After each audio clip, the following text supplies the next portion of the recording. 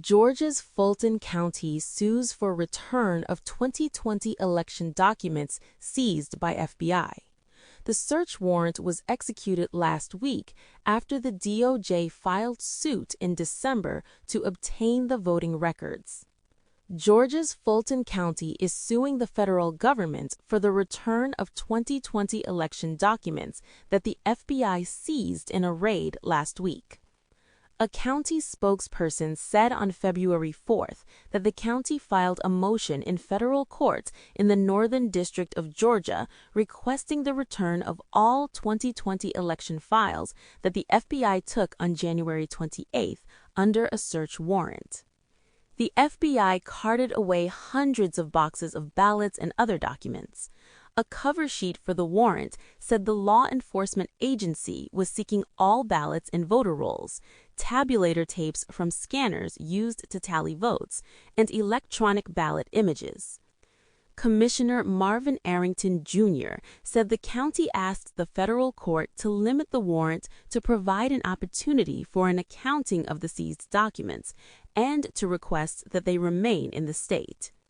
The warrant was executed on January 28th at the Fulton County Elections Hub and Operations Center in Fairburn, Georgia, not far from Atlanta. President Donald Trump has long argued that election improprieties in the state contributed to his loss in Georgia in the 2020 presidential election.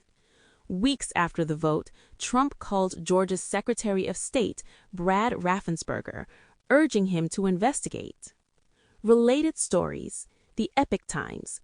FBI executes search warrant at Fulton County Elections Office. The Epoch Times. Gabbard defends presence at Fulton County election warrant execution. President Biden was declared the winner of Georgia's 16 electoral votes in the 2020 election. Biden received 2,473,637 votes, or 49.5% of the statewide vote, compared with Trump's 2,461,854 votes, or 49.3% of the statewide vote, according to officially certified results. In December 2025, the Department of Justice filed suit with the county seeking voting records from the 2020 election. Last month, when discussing the 2020 election, Trump said that people will soon be prosecuted for what they did, but did not elaborate. County officials have expressed concern over Trump's plans for the midterms in November that will determine control of Congress. Fulton County Chairman Robb said this case is not only about Fulton County, this is about elections across Georgia and across the nation.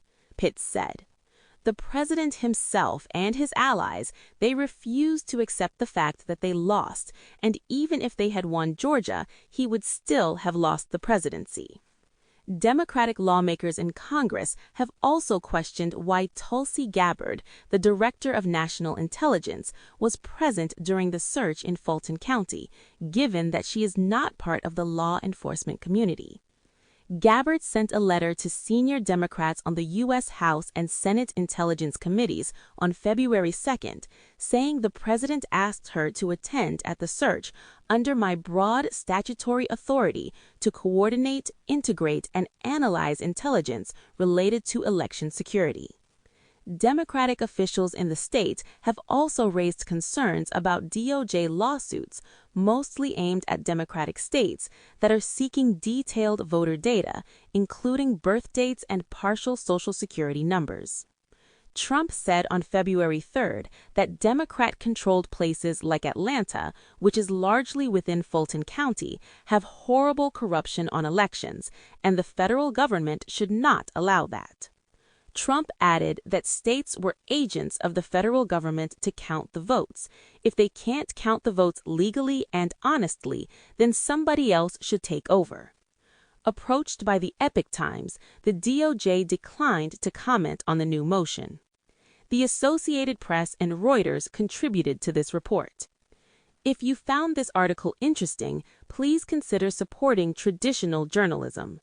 Our first edition was published 25 years ago from a basement in Atlanta.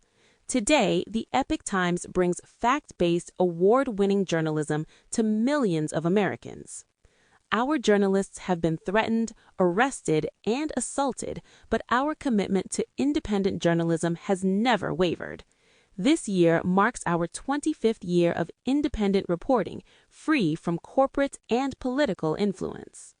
That's why you're invited to a limited-time introductory offer, just $1 per week for 1 year, so you can join millions already celebrating independent news. Subscribe. Limited-time offer. Cancel anytime.